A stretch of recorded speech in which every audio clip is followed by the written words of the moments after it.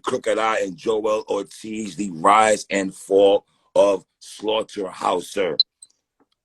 What do you think so far before we get into the minerals and vitamins in my OC voice? Right, I think this is something me and you were not expecting. And when it hit, it took on a life of its own. I mean, every day, in terms of a rollout, in terms of promotion, in terms of fans being divided, in terms of the emotions that this project has brought, I mean, it really goes to show you that this group really had an impact on the hip hop culture. And I don't know if they understood how much of an impact, but as we can see, this really impacted all four of them. And it impacted the culture of hip hop. Like, everybody has something to say. Nicki Minaj has something to say. You know what I'm saying? Right. Everybody want to know what's going on. Right. And it's so funny how you broke that down, brother, because going into this project, you hear the rise and fall of Slaughterhouse, right? We've seen all the Instagram lives of this person feeling away, this person is feeling away. You and I spoke about this ad nauseum. I've always been like the split of the group, which I don't like at all. Watts, am I wrong for saying that on some of these joints, I would have loved to hear Royce and Joe spit a 16 on some of these songs? I didn't get that feel from it because I went in just here. On beats and hooks alone.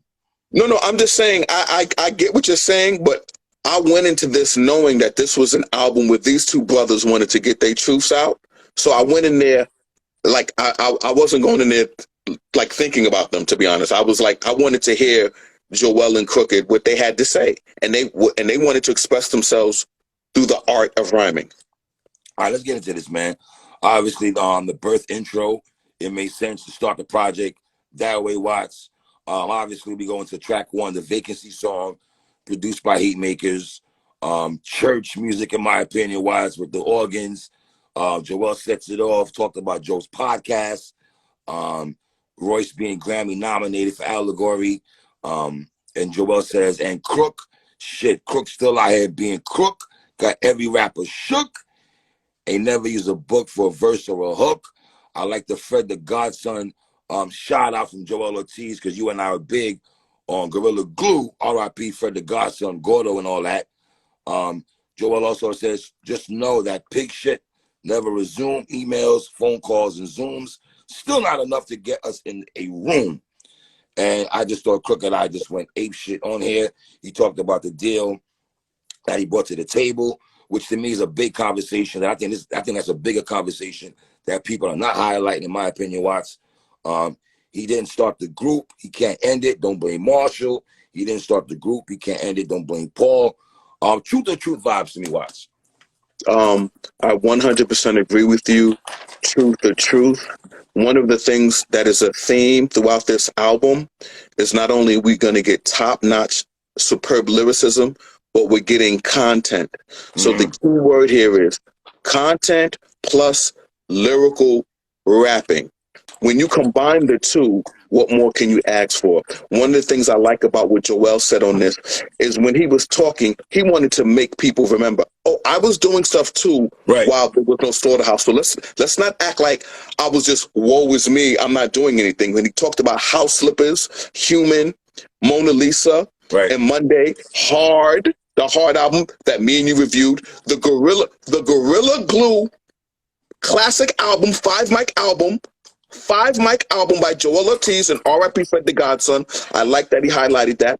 And like you said, Crooked, one of the things Crooked did on this that I really paid attention to was Crooked changes his flow. He goes back and forth changing his flow on every song so effortlessly. It's like, wow. Like to hear it, it's like, this doesn't make sense that he can rap in one pattern, one cadence, speed it up, slow it back down, and it all just sounds in one fluid motion. This is why I love the Crooked Eye Papoose song so much, Watts, because everything you just said, both those brothers go in that bag.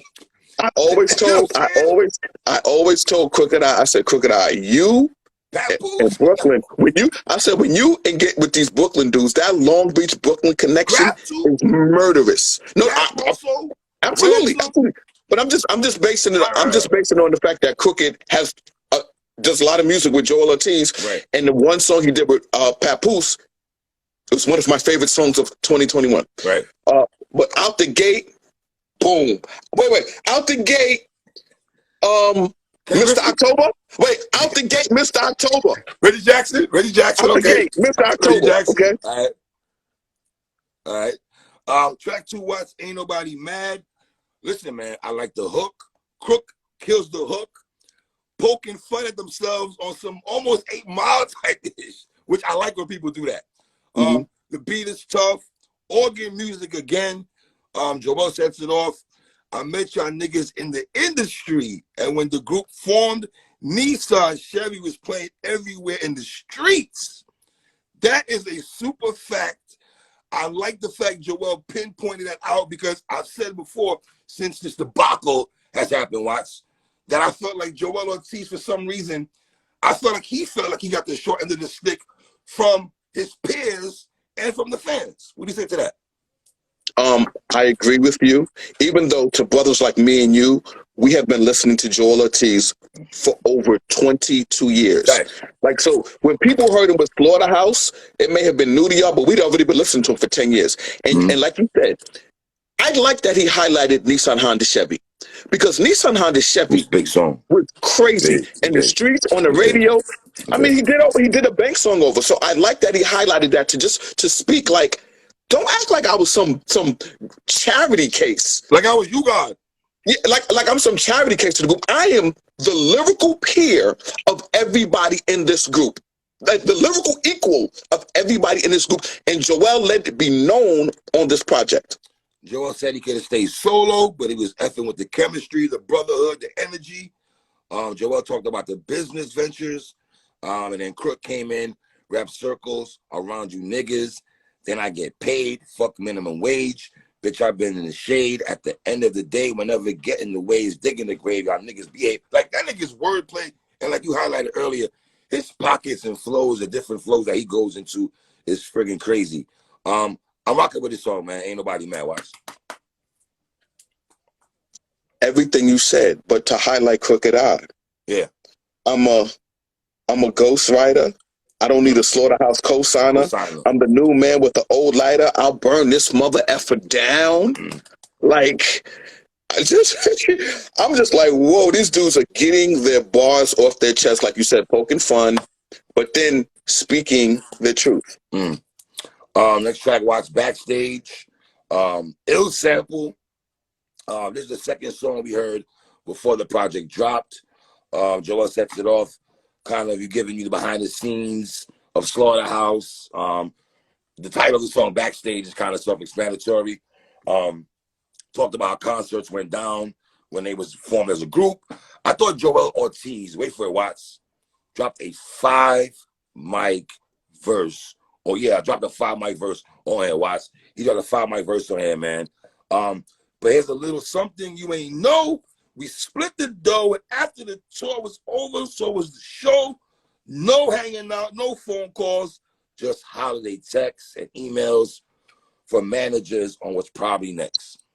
That's really a shame to hear that when you hear that kind of line, though, because it goes back to like, okay, we think as hip-hop fans, when niggas is group and they talking this brotherhood shit on tracks and everything like that, and we've seen Joe Budden on TV when they was racing each other, and we've seen backstage of some of this shit, Watts.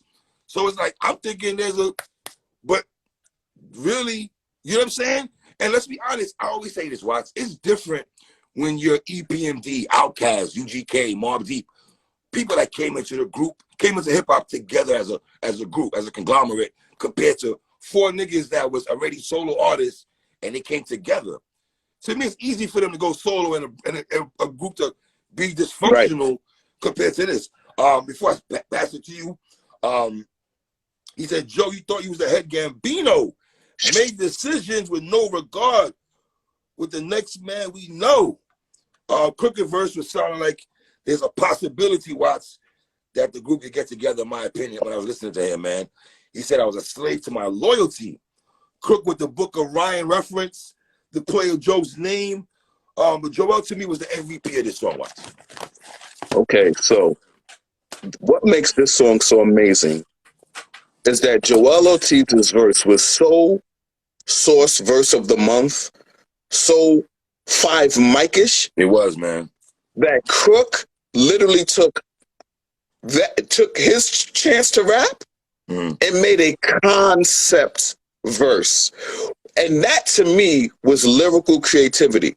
So he used the concept of Bible references to talk about the same thing Joell did. But the reason why the Joell one resonates is because the way he talked about it, you could feel it in his chest. Like he said it. You could say, but you know, quick, nigga, the block enforcer, the only thing you had up on me was that rocket launcher. Now, that's that talk we know about because we remember Royce pulling out the rocket launcher, putting on his shoulder, and I like how he's talking to them, that y'all know me as Quick. Y'all know that's who I am. I came in this game as Joell Quickman. Like, let's not play games with me like I ain't have a single deal on Raucus as a teenager. I'm not new to this. Y'all not gonna little man me. I want my props. Shout out Raucus Records right quick, though. Shout out Raucus Records right quick. But go ahead. For a cool G, but not from Raucus. Raucus. That's Kiss. That's a Kiss line when he was dissing beats. Raucus Records and Love Records, to me, don't get enough love as they should. But that's a different story for a different day. So, like you said, but this song, so far, man, they've already hit for the cycle. Okay. That's a baseball reference. They've hit for the cycle. Track 4, not Muddy Waters, but Flood Waters, featuring Sly Piper Watts. Crook sets it off. And at this point, I'm just trying to hear, are there any more Royce and Joe bars? And this is the first song going into the project now where they're not attacking Joe and Royce at all in this song at all, man. This was like hard vibes. It kind of gave me hard vibes a little bit listening to this song and everything, like, man. Sly Paper on the hook. I did like the hook also. Joell said Kaepernick took a knee. Then Derek Sherman did it as a reaction. Yeah, man, I'm rocking with this song, man. Flood Waters. That was a powerful bar you just quoted. That was a powerful bar you just quoted. I thought Crooked once again sets us off with a ridiculous flow and delivery.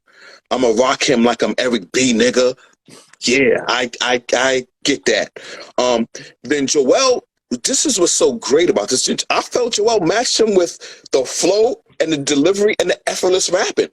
So yes, now that they brought us in and we're listening, now you can hear that these dudes are some top tier MCs. Track 5, watch F, Glass House. Crook sets it off.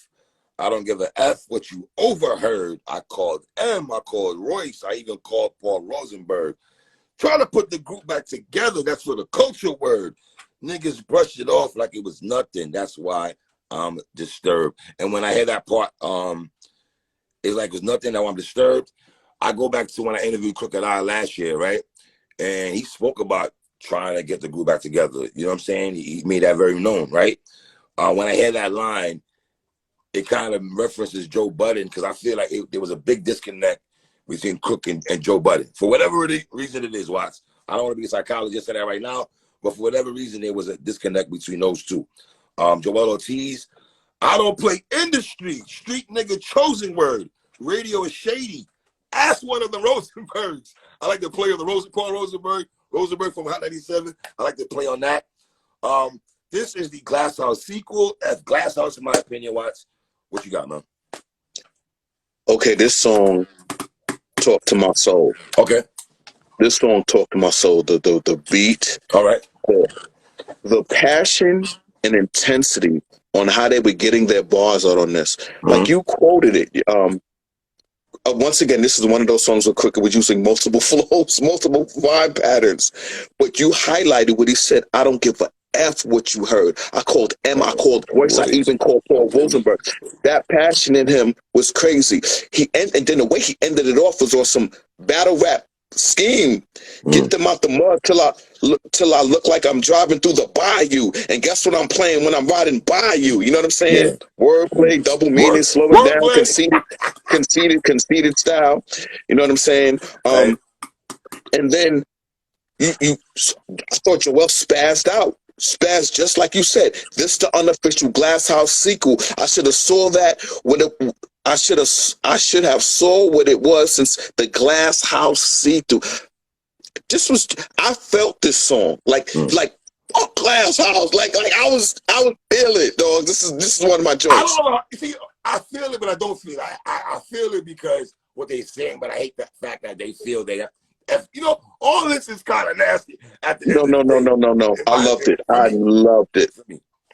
Okay, but I loved it, man. This is one of those songs. No, just because I'm getting deep now because of the group breaking up. You know, I didn't get to hear Royce. No, I understand. You know? But I'm just on the rapper when rappers are going at different stuff that we know is so important, and they like, and it's like, wow, you know what I'm saying? So, track 6, Watch Brothers Keeper 2.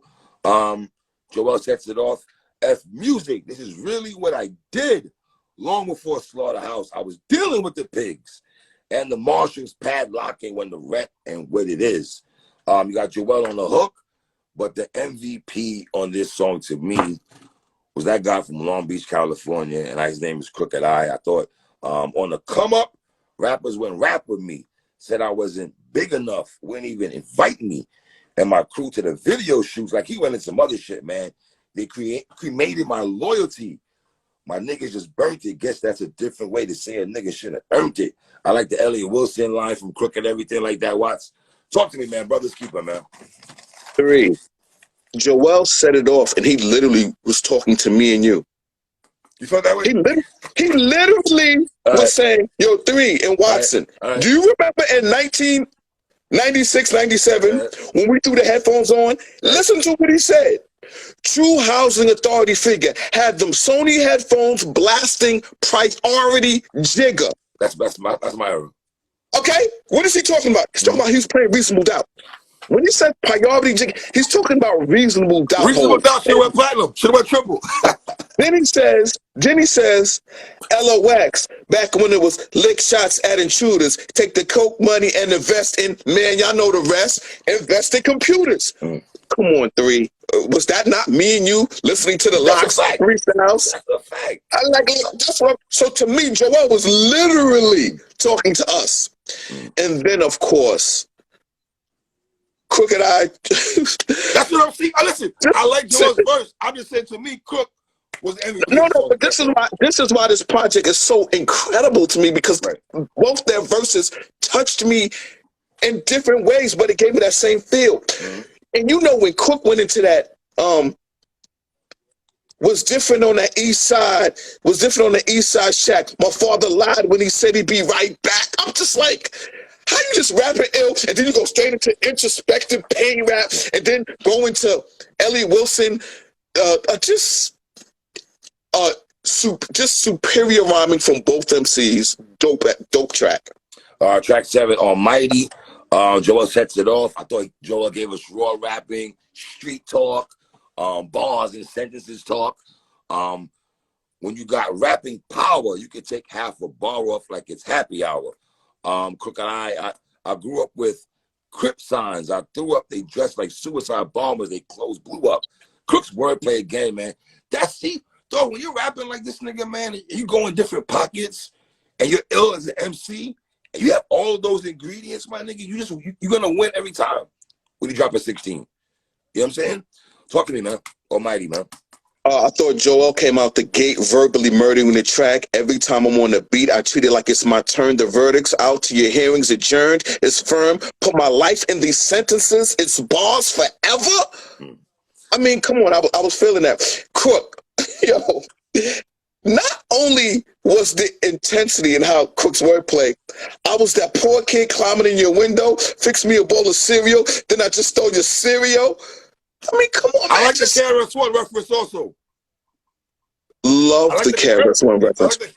One thing Crook gives you is he gives you hip-hop historical references that I love. And I'm going to get to one reference he made later on in this album that literally talked to my soul more than anybody. Okay. But yeah, this was another just fire song. Next song, Watch Smoke.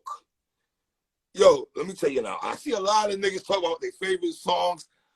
This is one of my favorite songs. Hey, knock, knock, let me say it again. One of my favorite songs on this project is Smoke. They took the ill sample from Beanie Siegel to Jay-Z. Once again, it's on.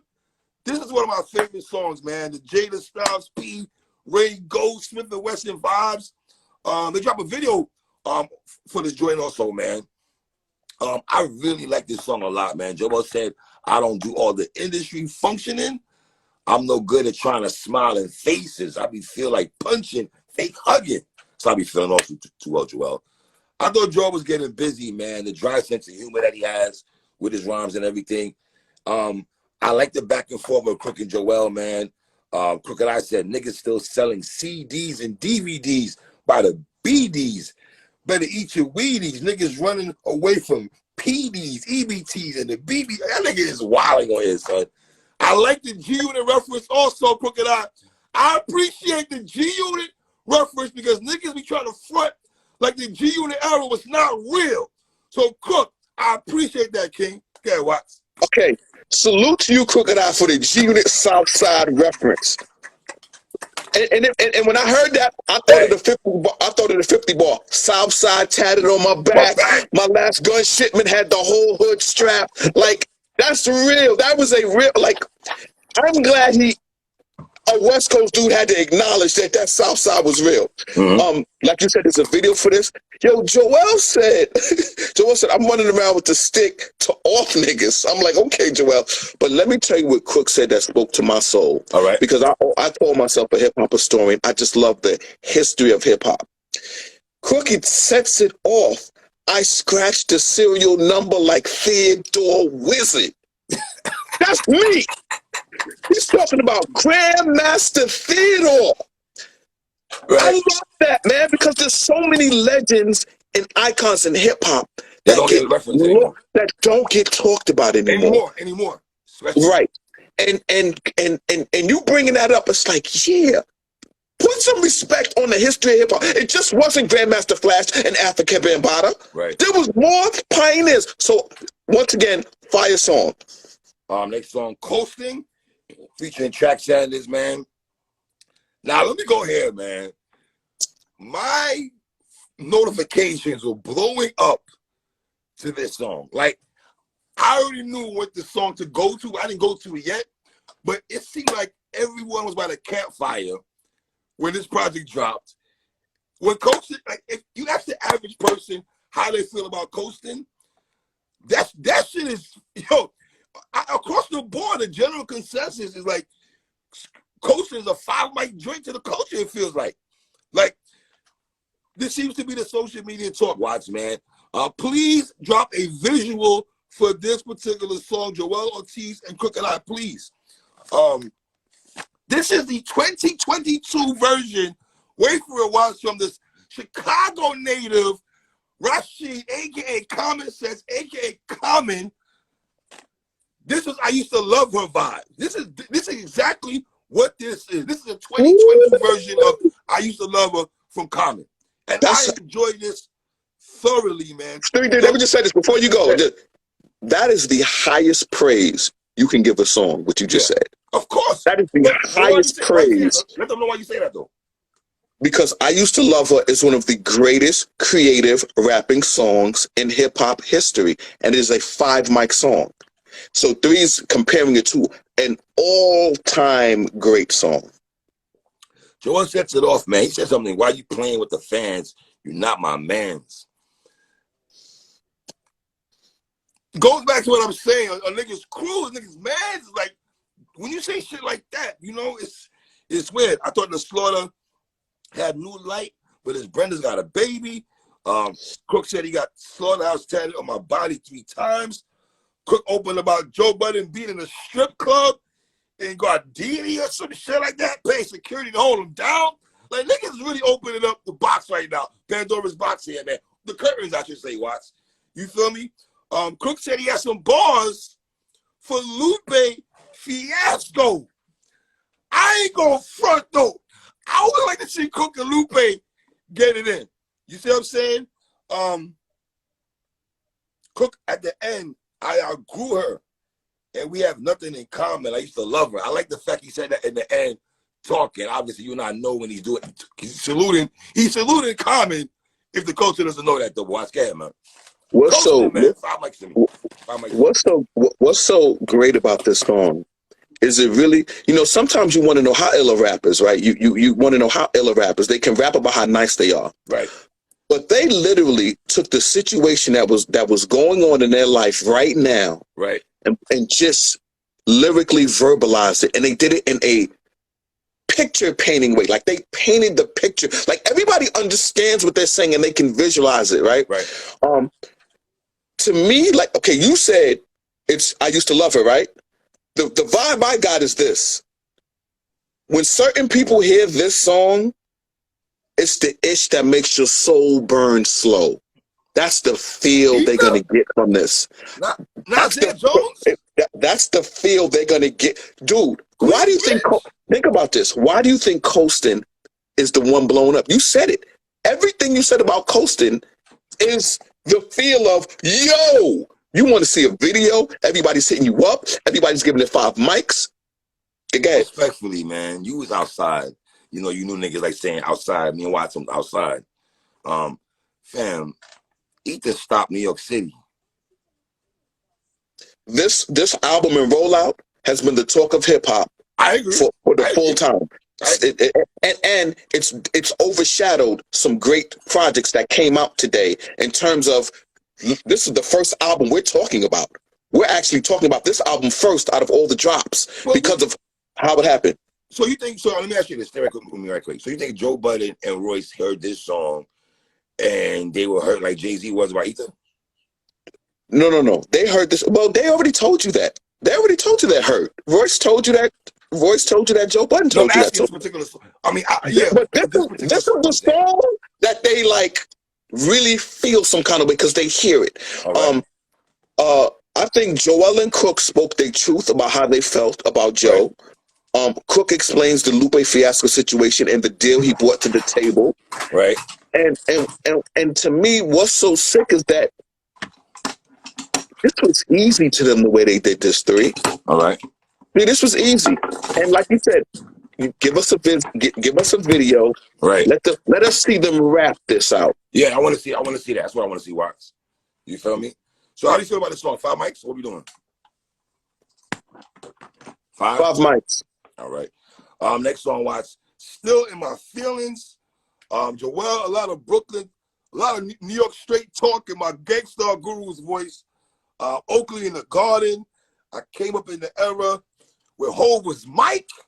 I know you probably ain't like that, Watts, but I love that line. You hear me? I feel like Strawberry at Shea Stadium. That's 1986.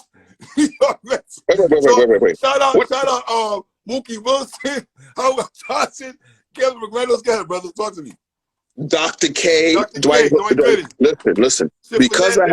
Because I have a big nose. In 1986, in high school, in gym, every time I went up for softball practice, everybody would go, Daryl. Because the only thing saying there is that I'm the skinny dude with a big nose. But that 86 Mets means something to New York sports. That's a fact. Okay?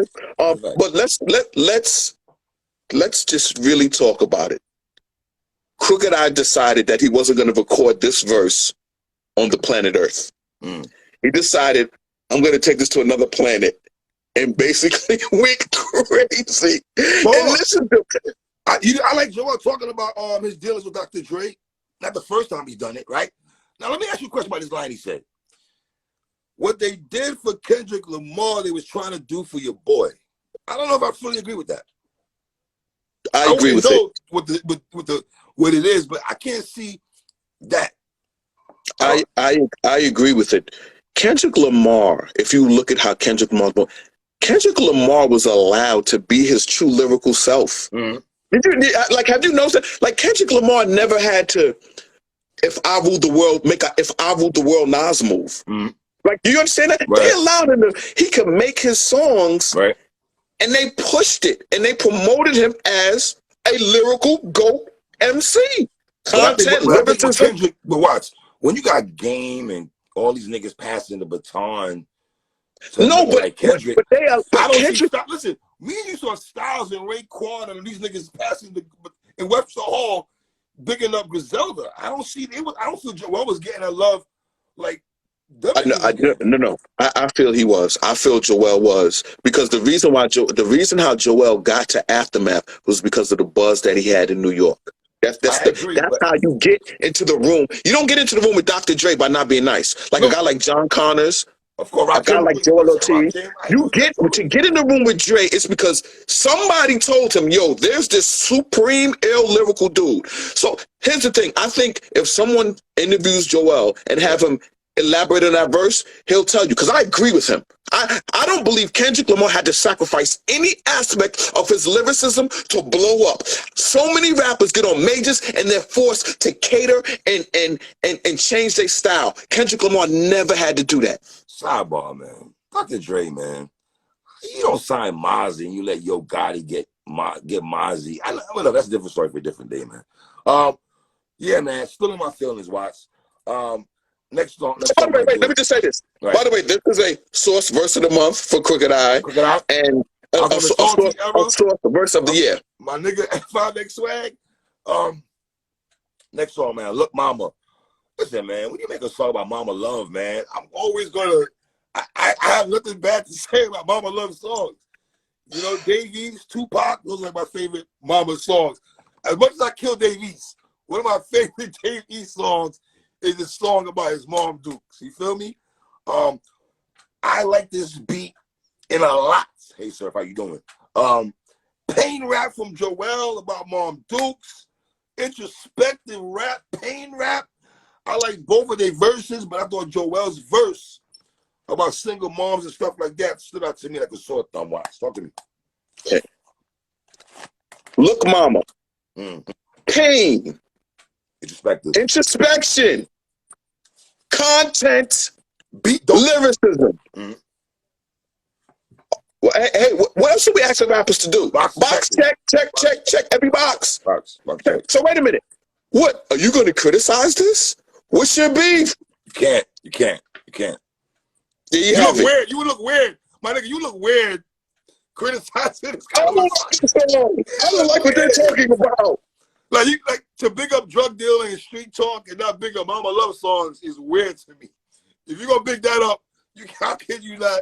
You know what I mean? But it is what it is. Next song, Watch. Sorry. I need to know what sample this was in the beginning, man. Let's sample that. It was in the beginning. This song is very, very soulful joint. This is one of the most soulful joints on this project, in my opinion, man. Feels like it's an apology song to the fans, the city, the countries. If we're gonna go that rock with Slaughterhouse, hard body. You know what I'm saying? Quick talked about Kanye being in the Hammer Dance video and stuff like that. Watts. Yeah, man. I rock with this song, man. Talk to me, King. I agree with you. I feel that the whole point what they were trying to do, if you look at any of the Crooked Eye videos, he said, look, man, the fans love us, man. Right. Like one of his most important, he said the fans are the fifth member of Slaughterhouse. He always says that. So me personally, I appreciate this song, and I really love what they're talking about. They're speaking from their hearts. They're telling their truth about their experiences with Slaughterhouse. Now, what can you beef with that on this song? They're literally just telling They're not dissing anybody. They're not dissing anybody on this song. Boom. So now the floor is yours. 3. How many mics you giving this project? Floor is yours. Now I've wrestled with this, right? Out the gate, let me say this. To question if this is a strong 4 mics is retarded to me. I'm wrestling with strong 4 or teetering to 4.5 mics. That's where I'm at right now. This is a very dope project. The rollout for this was phenomenal. I don't feel like there was a lot of ether bombs. Like people say that. I feel like I've always subscribed to the theory. They were speaking how they felt. They were speaking their truth. They said nothing about snuffing nobody, talking about dead, no crazy-ish like that. They were speaking from their hip-hop heart, in my opinion. What I also like is, for all the talk, I feel like Joell Ortiz, for whatever reason, Watts, was the whipping boy when it came to rapping. I also feel like he felt himself slighted when they came to Royce about, hey, Royce, Joe's not rapping, but let's keep it moving. For him to hang with a nigga like Crooked Eye, because guess what? Nobody questions Crooked Eye lyrical ability. All he's talking about, niggas ain't cool no more. Niggas know what it is with Crook. And for Joell to either match Crook or I had him an MVP on certain songs is phenomenal. Crooked Eye is just the pockets, the flows, and the wordplay and the ill bars to me is dope. The only problem I've had with this whole thing was a video of burning of the jerseys. So I'm leaning right now, Watts, strong 4, leaning to 4.5. I'm right. It's like there, man, for me. So what's the struggle for 4.5? Like what is what is stopping from just saying it? In a battle rap terms, if you're battling somebody, right? How long are you going to stay on one particular subject? I'm not, mind you, not every song is about Joe Budden and Crooked Eye. Let me repeat that again, right? But am I going to go to this song every day to hear them talk about Joe and Royce all the time? I don't know. That's why the jury's in. Is this one of my favorite albums of the year right now? That's a super fact. Okay, so talk to me. I basically want to enhance everything you said because I agree with everything you said. All right. I could find no fault in any song. All right. This is clearly the best hip hop album of the year so far that we've done. Right? To me, there's no more teetering. There's no more me like, I don't know what I'm gonna do. Right. This is a 5 mic album to me, based on my criteria on what everything hip hop means to me. What do I love about hip hop? Everything is on this album. The box checking, the content. Right. For the people who love content, that's checked. For the people who love lyrical, super miracle, Pharaoh March, Black Thought lyricism, check. Box checked. For people who love braggadocious in your face, punch you in your face rhyming, check, because Joell gave you that lots of times. And then on just pure essence of lyricism, Crooked Eye gave you that. So to me, this is without a doubt a 5 mic album.